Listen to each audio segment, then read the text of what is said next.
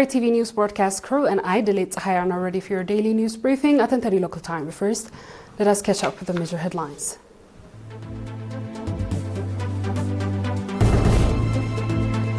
Government of Eritrea disbursed over 6.2 billion nakfa to families of martyrs. Efforts to enhance awareness and organization of women. Ukraine launched largest attack on Moscow in 2 years, Russian media says. US cuts to NATO crisis forces effectively immediately, Ruti said. The Ministry of Labor and Social Welfare announced that in 2024 to in 2025, the government of Eritrea disbursed over 6.2 billion nakfa in support of families of martyrs. Noting that the government of Eritrea began extending support to families of martyrs in 1995, Mr. Zar'ait Khlaab, Director of Families of Martyrs Welfare in the ministry, said that initially 10,000 nakfa was distributed to families of martyrs for each martyr. Mr. Zar'ait went on to say that the following assurance of proclamation number 137/2003 aimed at its sustainability extending support to families of martyrs. 500 nakfa has been distributed monthly to families of martyrs for each martyr since January 2004. Mr. Zar'ait also said that as part of the effort to enable families of martyrs to become self-supportive, over 27 million nakfa has been invested in rehabilitating families of martyrs through livestock and small-scale trade activities. Regarding the contribution of the nationals inside the country and abroad, Mr. Zar'ait said that every national in diaspora has taken the initiative to contribute $720 over 2 years, while others have assumed the responsibility of permanently supporting individual families of martyrs. Mr. Zar'ait indicated that over the past 22 years, nationals inside the country and abroad have contributed 202 million nakfa, benefiting 24,545 families of martyrs. Noting that nationals inside the country and the students, government and PFDJ workers, as well as the associations, and making valuable contribution in supporting the families of martyrs, Mr. Zar'ait called for every citizen to follow this noble initiative. At a meeting conducted by National Union of Eritrean Women in Mandafara on 16th and 17th June to review the implementation of activities over the past 6 months, it was reported that encouraging activities has been carried out to enhancing awareness and organization.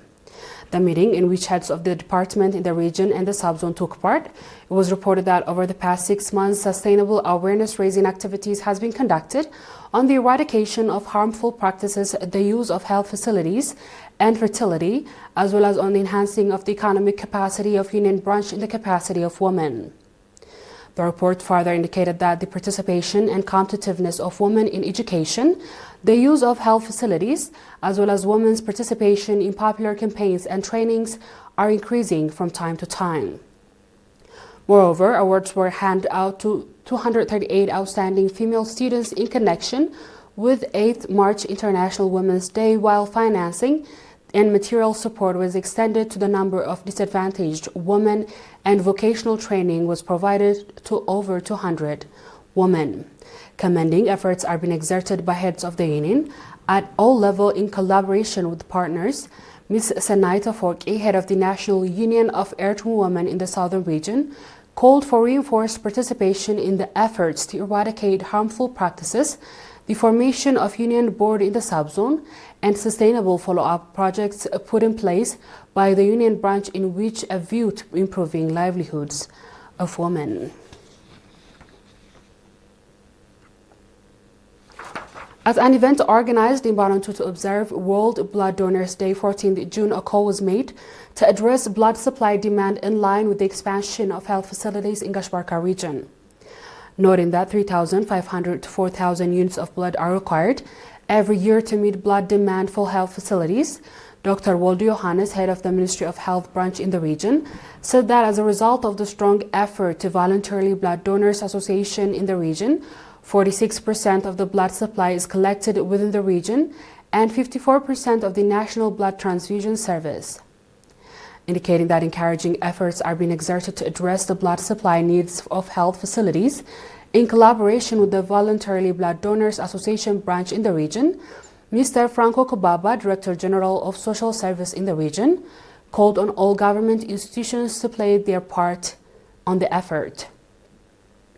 Mr. Gabra Mescal Mbaye, head of the Blood Donors Association in the region, said that association is making a strong effort to ensure safe blood supply to health facilities.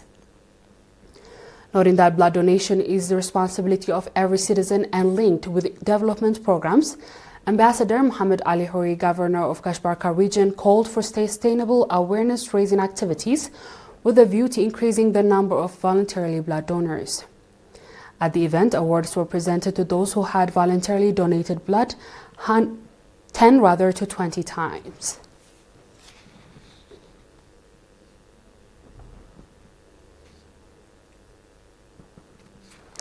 National organizations in Italy have conducted a virtual activities assessment meeting for the first half of 2026.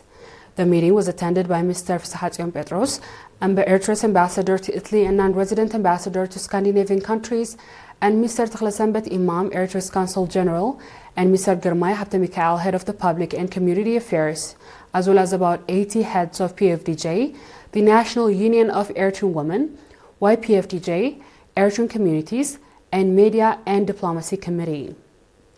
The meeting reviewed activities implemented over the past half year and adopted various recommendations and resolutions. Ambassador Petros gave an extensive briefing on the objective situation in the homeland, as well as regional and global developments. Noting that Eritrea, while ensuring its sovereignty, is making the modest contribution to realizing peace and cooperation in the region, and he called for reinforced participation of the national organizations. The same VED seminar on the administration and leadership was provided to over 100 heads of national organizations from all cantons and Switzerland in the city of Bern. The seminar, focusing on political ideology of PFDJ, was organized in collaboration with the Eritrean Embassy and the Eritrean Professionals Association in Switzerland. Mr. Haptom Zarai, chargé d'affaires at the Eritrean Embassy in Switzerland, and Eritrea's permanent representative to the UN and other international organizations in Geneva, noted that significance of heads of the national organizations equip themselves with knowledge, enhancing their political awareness, and transferring the knowledge they gained from the seminar to their respective organization. Mr. Isas Hadgu, chairman of the Eritrean Professionals Association in Switzerland, underlined the importance of the seminar in enabling national organizations to identify their strength and challenge and become more effective in all their activities.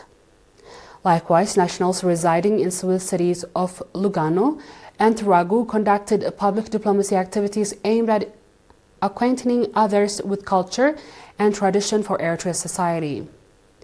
The Eritrean community in Qatar also conducted an assessment meeting on the programs presented at 35th Independence Day anniversary celebration. The activities assessment meeting was attended by Mr. Ali Ibrahim, Eritrea's ambassador to Qatar.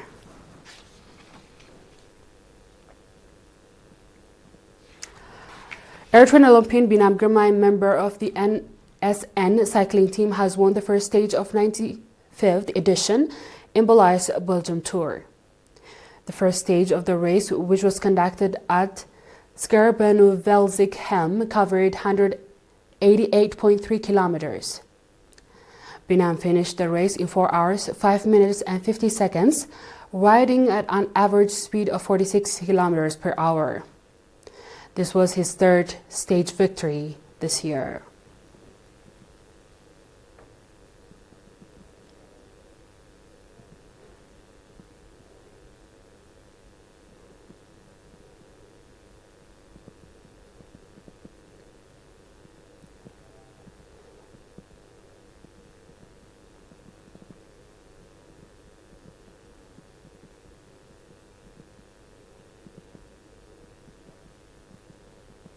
Straight ahead is our international news. After a short break.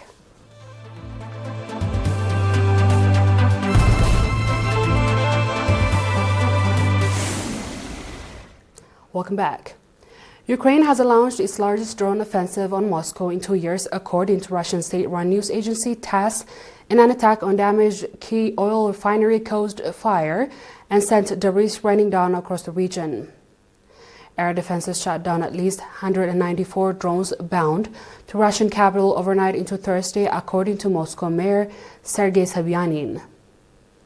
That's so far higher than other days of heavy attack in recent months, when drones only numbered in the double digits. The barrage was part of the largest Ukrainian attack over the broad swath of Russia, with air defense intercepting 555 drones, according to Russian Ministry of Defense, including over the Sea of the Azov.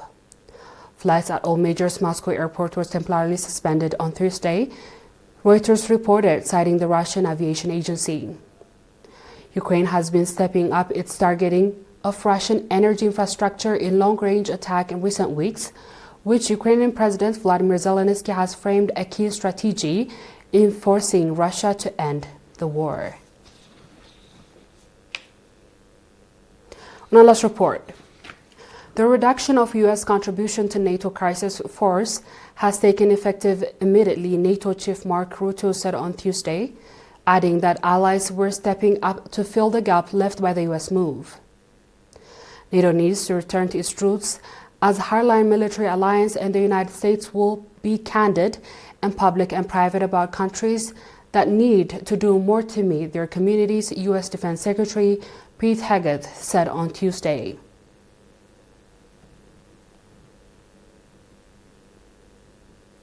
Dear viewers, we've come to the end of tonight's news. Let's have a quick recap of the headlines. Government of Eritrea dispersed 2.6 billion nakfa to families of martyrs. Effort to enhance awareness and organization of women. Ukraine launched largest attack in Moscow in 2 years, Russian media said.